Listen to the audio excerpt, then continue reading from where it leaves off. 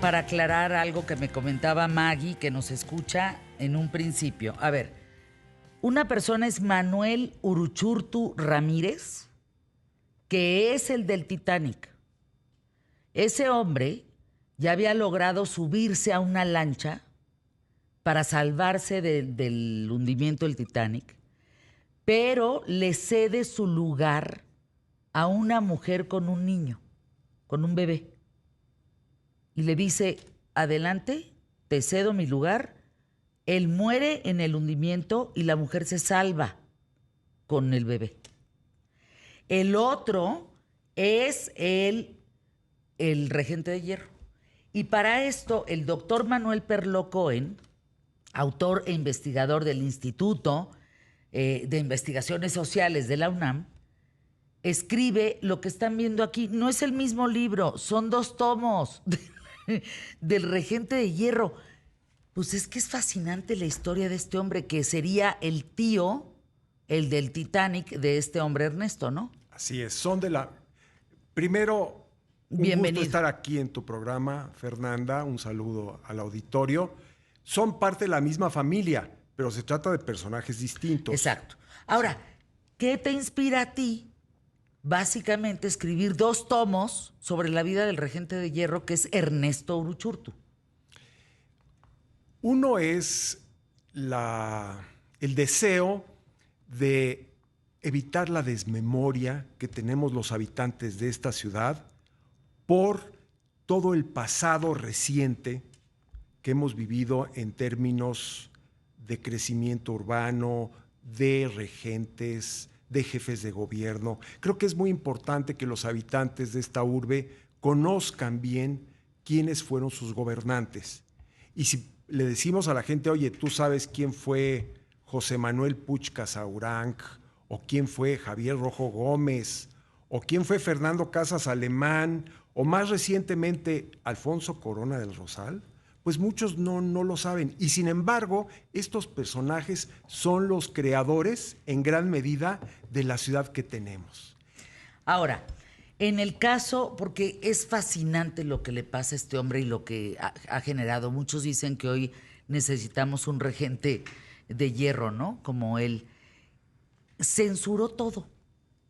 A todo le decía malas costumbres, a todo le decía que era... Cerraron, todo se cerró, las buenas costumbres y la buena moral pululaban, ¿no?, en el aire de México. A ver, cuéntanos de este hombre. Bueno, este es uno de los aspectos, su política moralista es uno de los más criticados. Yo creo que todo mundo está de acuerdo, desde Carlos Monsiváis, que escribió sobre el tema, y la propia familia de don Ernesto, que dice, bueno, ahí se le pasó la mano. ¿Qué hizo? A ver, explícanos. ¿Qué fue lo que hizo? Pues llegando, así, dijo, voy a empezar a sacar a las prostitutas de la calle, a los vendedores ambulantes, voy a cerrar los hoteles de paso, voy a quitar todas las imágenes que estén anunciando lo que en aquel entonces eran películas pornográficas. Sí. Pornográficas. Sí. Había una foto ahí de una película sueca o norteamericana un poco atrevida que mostrara un poco más de lo que se podía mostrar, la tenían que quitar y se podía incluso multar a los propietarios de los cines, de los teatros de revista, de los antros de aquella época que la estaban mostrando. O sea, pero él era mocho, católico o hipócrita, cualquiera de esas 3. Era un personaje muy conservador, de derecha, que tenía, digamos, un pensamiento anclado en el derecho penal. Él pensaba que el delito había que perseguirlo antes de que este ocurriera, pero lo que yo encontré en la investigación es que esta fue una política de Estado. ¿Qué quiere decir? Que tuvo el beneplácito de los presidentes para los cuales él trabajó. Se dice que cerró el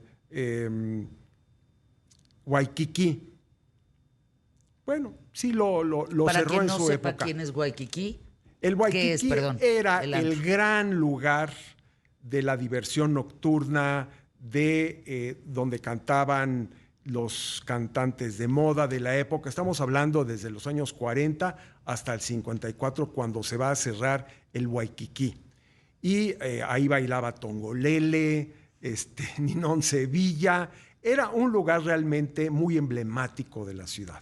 Bueno, se va a cerrar durante la época de Uruchurtu.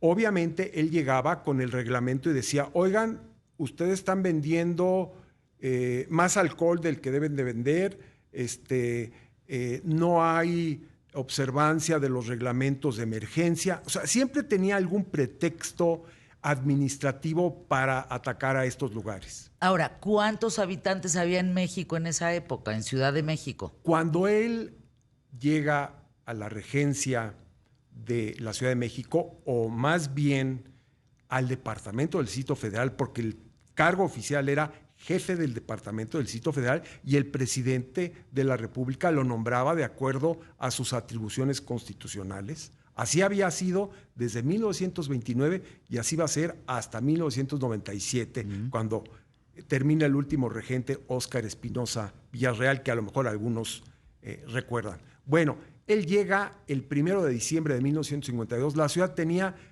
3.200.000 personas. Eso era todo. Híjole, hoy más de 20 y tantos millones. 22 millones.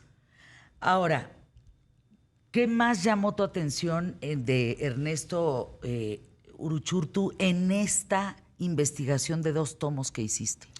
Bueno, yo traté que le llame la atención al público. Sí, traté de cubrir todos los aspectos, todas las facetas de lo que fue su administración.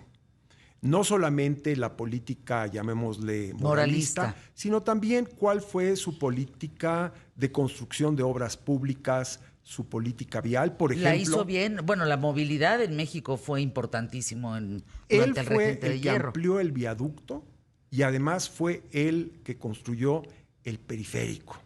Ándale. Ni más ni menos. Pero además hay otras 20, 30 vialidades que se las debemos a Uruchurtu.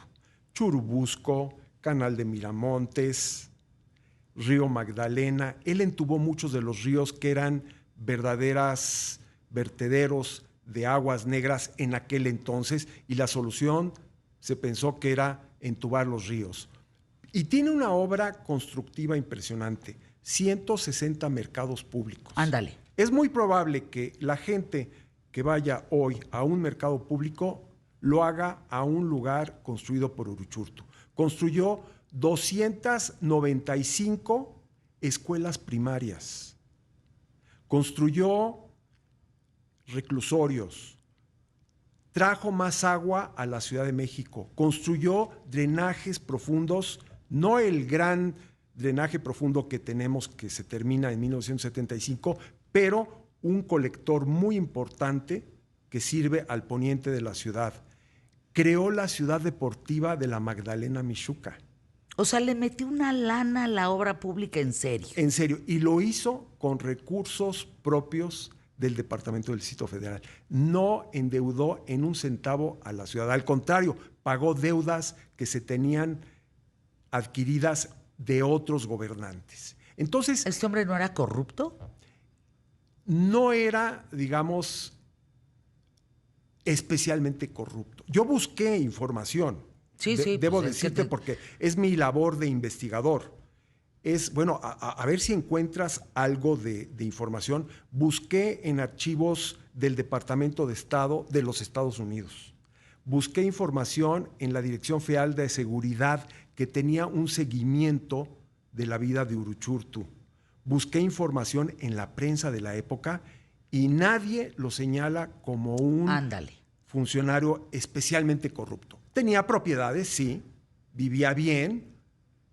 Cuando el presidente Díaz Ordaz lo saca de su puesto en 1966, el 14 de septiembre de 1966, él ya no se reincorpora a ningún cargo público y va a vivir hasta los 91 años. Entonces, de algún lugar tuvo que vivir. Bueno, pues tenía propiedades, pero cuando lo comparamos con otros políticos de la época que se hicieron inmensamente ricos, los hombres más ricos de México. Uruchurtu realmente pues, nos resulta un personaje honesto, yo diría, aunque queda por hacerse más investigación. Pero yo no pude encontrar evidencias duras que digas, mira, él era dueño, por ejemplo, de 100 camiones de la Ciudad de México, que en aquel entonces estaban concesionados, o era dueño de fraccionamientos, o era dueño de empresas constructoras. ¿Por qué lo mencionan en todos los tiempos? Vaya, lo mencionó desde Salvador Novo, Monsiváis, Pedro Ramírez, actualmente Rafael Pérez Gay, Gers Manero, el presidente López Obrador. Así es. ¿Por qué?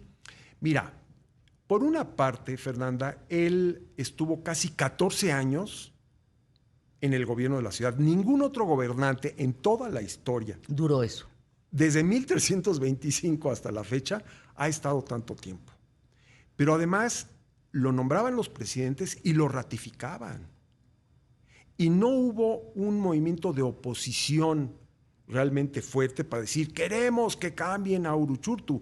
Fue una lucha de poder en la cúspide presidencial la que inclinó las cosas en contra de Uruchurtu por la animadversión y la rivalidad que existía con el presidente Gustavo Díaz Ordaz. Fíjense, para irnos a anuncios QTF y continuar con este tema. Los Beatles nunca visitaron México de manera oficial. ¿Estamos? Pero se estableció una fecha para que vinieran a cantar a México.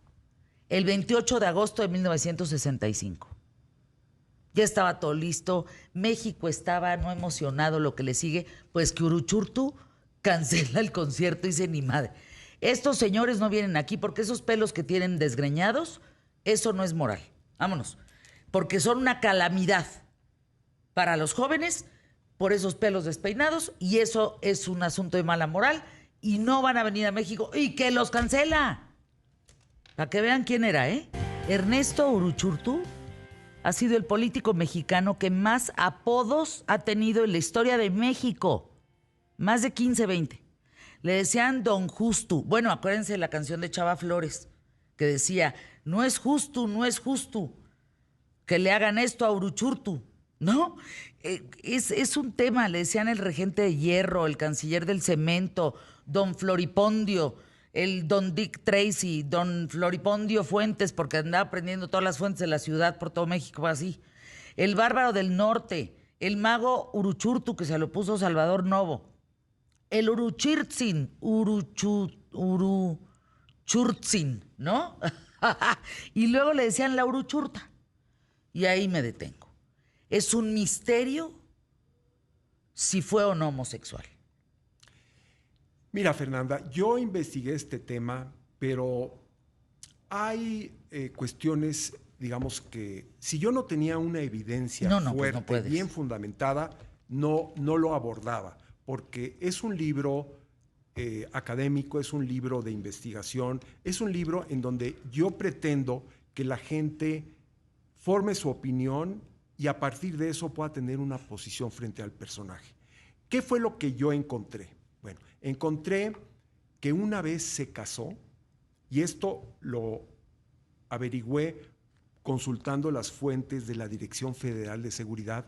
En el año 57, un reporte constató lo siguiente: el licenciado Ernesto P. Uruchurtu se casó. No sabemos con quién, sabemos quién fue el juez, pero no sabemos el nombre de la desposada, y seguramente esto tiene que ver con la sucesión presidencial.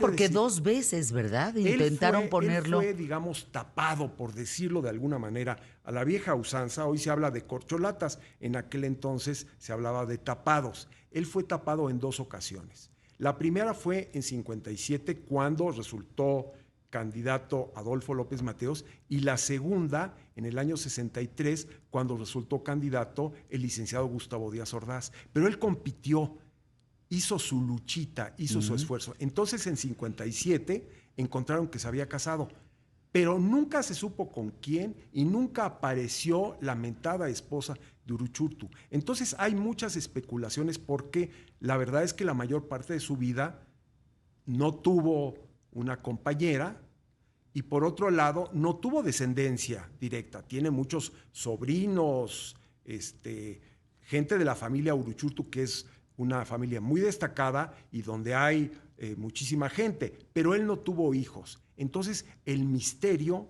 subsiste y se acentuó todavía más porque unos meses antes de morir mandó quemar sus archivos personales. Entonces no sabemos, nos falta información. Yo pude conseguir algunos archivos, digamos, que se encuentran inéditos y que me proporcionaron, pero estoy seguro que si otro investigador tiene interés, puede encontrar cosas muy interesantes. Yo no creo que esa parte de su personalidad haya influido en ser especialmente duro en materia de censura, de moralina, porque hay un detalle interesante. Fíjate que en aquel entonces la Ciudad de México estaba plagada de burdeles, de casas de citas de alto nivel. Claro. Existía el burdel de la Bandida, que era muy famoso porque iban presidentes, expresidentes, políticos, iban a cantar, iban a cenar, a echarse la copa, etcétera, etcétera. Es una parte fascinante de la historia de este país y de la ciudad. Bueno, Uruchurtu no cerró un solo burdel. En cambio, sí se fue contra los prostitutas de calle. Fíjate, era la idea de moral pública hacia afuera y hacia adentro. O sea, ¿cómo no se ve había la problema. ciudad? A él le importaba porque las fuentes prendidas, obra echada para adelante, no quiero a las prostitutas en la calle y siembro flores todos los días por todo México. ¿Cuántas gladiolas habrá sembrado este hombre? Cientos de miles, tal vez de millones. Por eso lo llamaban Don Gladiolo, ¿verdad? Porque Don además Gladiolo era otro apodo. Sí, tenía, digamos, especial ¿Y por qué hacía eso? Porque tenía una idea de servicio público, y eso es importante. Él pensaba seguir el lema de la ciudad, que es hay que servir a la ciudad. Ese es el lema oficial. Querer a la ciudad es servirla. Y él pensaba que la podía servir administrándola muy bien. Era un gran administrador público. Eso hay que reconocerlo, aun cuando no sea un personaje por el que sienta uno afecto. Es que fíjate cómo mucha gente dice, necesitamos hoy un Uruchurtu en la Ciudad de México. ¿Qué piensas de esto, doctor? Mira, yo lo digo muy claramente en el libro, yo no soy partidario de Uruchurtu y tiene aspectos sumamente criticables, además de su política moralizante. Fue duro represor de las colonias populares. Híjole. A los vendedores ambulantes también les tundió durísimo, a pesar de que construyó 160 mercados. Es el balance, digamos, que hay que hacer. El uso del poder era tirano, autoritario, maquiavélico. Era autoritario, vertical. Muchos de los que trabajaban con él le tenían pavor, porque usted me dijo que íbamos a inaugurar la obra mañana. ¿Se va a inaugurar? No se puede, licenciado, por esto, por lo otro. Queda usted despedido. O sea, era tajante. Él construía obras en tiempo récord y además no se le salían de presupuesto. Algo que hoy día que no es está impensable. fuera de nuestra Creo que el realidad. Periférico llegaba a Tlalpan, ¿no? Cuando él lo construye. Él construye en Ciudad el último de México. tramo hasta lo que era Villa Olímpica, porque le iba a tocar ser el regente en la época de las Olimpiadas. No lo fue porque 68. Díaz Ordaz lo quitó del puesto, ¿verdad? Pero el Periférico iba desde el Toreo, bueno, ya no existe el Toreo, desde Pero el Toreo, para referencia. el Toreo hasta la Villa entrada, Olímpica. Hasta Villa Olímpica. Él fue el constructor de esa vialidad. ¿Saben qué? Antes en la Ciudad de México se iban de luna de miel a Tlalpan. Porque estaba lejísimos. Él intentó contener el crecimiento de la ciudad. La ciudad estaba desbordándose todos los días. Pues 3 había millones. invasiones, había fraccionamientos irregulares. Él dijo, vamos a ponerle orden. Era una gente obsesionada por el orden. Siempre con su pañuelo, ¿verdad? Su pañuelo y su Bombín. fedora. Su fedora. Fedora Usaba se una llama. fedora. Es este sombrero así de ala ancha, hermosísimo. Lo encuentran en el en el libro, muy elegante, de los políticos mexicanos de los años 50, don Adolfo Ruiz Cortines, el presidente, era de moñito, usaba moñito y su sombrero. Yo quisiera... ¿Fedora? Fedora se llama Es que como el panameño, ¿no? Está el Panamá, está el Borsalino, este es Fedora. Yo quisiera que los habitantes de esta ciudad conocieran a este personaje y a esta historia, porque es parte de su pasado, de su cultura, pero también de su futuro, Fernanda. Porque si no sabemos de dónde venimos, si no sabemos lo que hay detrás, sabemos para dónde no sabemos a dónde vamos a ir. No tenemos elementos para comparar si este gobierno o los gobiernos de ahora, de la era democrática, son mejores que los anteriores o al revés. Entonces, la cultura cívica tiene que nutrirse del conocimiento de lo que fueron estos personajes. ¿Dónde podemos, doctor Manuel Perloco, comprar el libro?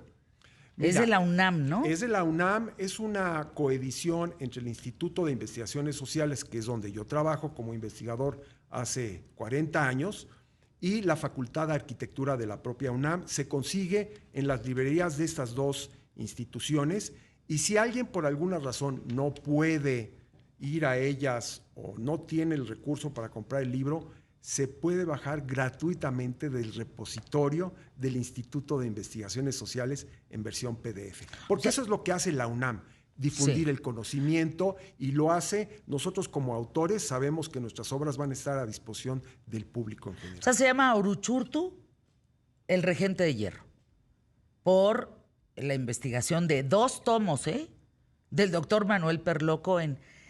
Pregunta, su caída, yo siempre he tenido esta duda, ¿su caída se debió a la construcción del Estadio Azteca? Ese fue un elemento que contribuyó, la rechifla que le hicieron al presidente Díaz Ordaz el día que se inauguró el Estadio Azteca. Sí, se inauguró en mayo de 66, claro. Llegó 1 hora y cuarto tarde a la inauguración. Pero no fue culpa del Estadio Azteca, pues él por impuntual. Tampoco. Ni de Uruchurtu. Él se empeñó en tomar un automóvil desde Los Pinos, manejar todo el viaducto, y luego viaducto Tlalpan, que es una obra, por cierto, que construyó Uruchurtu. Llegó 1 hora y cuarto y la gente lo recibió mentándole con la madre. Una rechifla terrible. Entonces, se dice que eso influyó. Yo creo que fueron muchos factores. El más importante fue un intento del presidente Díaz Ordaz de tomar todo el poder y todas las riendas que existían, y eso llevó a un desplazamiento del poder que tenía Uruchurtu. Gracias por estar aquí, doctor. Muchas gracias. Librazo, y súper personaje.